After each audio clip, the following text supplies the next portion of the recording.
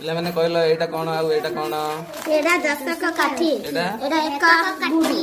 ଏଟା କାହିଁକି ଦଶକ କାଠି? ଏଟା ଭିତରେ ଦଶଟା ଏମିତିକା ଅଛି। ଗୋଟି ଜଏଣ୍ଟ ହେଇକି ଅଛି। ତେଣୁ ଏଟା ହେଲା ଦଶକ କାଠି। ଦଶକ କାଠି। ଦଶକ କାଠି ଏକ ଗୋଟି ନେଇକି ଆମେ ସଂଖ୍ୟା ରଚନା କରିବା। ମୁଁ ସଂଖ୍ୟା କହିବି, ତମେ ଏଠୁ ଏ ଗୋଟି କାଠି ନେଇକି ସଂଖ୍ୟା ରଚନା କରିବ। ନା? ଏଟା ନା? Yes, sir. ହଉ ଠିକ୍ ଅଛି। ଲିସା 35 କାଠି ଗୋଟି ନେଇକି 35 ସଂଖ୍ୟା ବନେଇଲ। ହେଲା କେମିତି ହେଲା?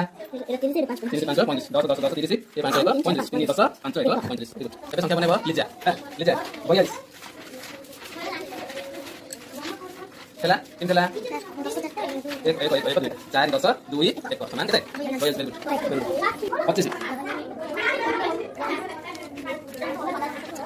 କେତେ ହେଲା? କେମିତି ହେଲା?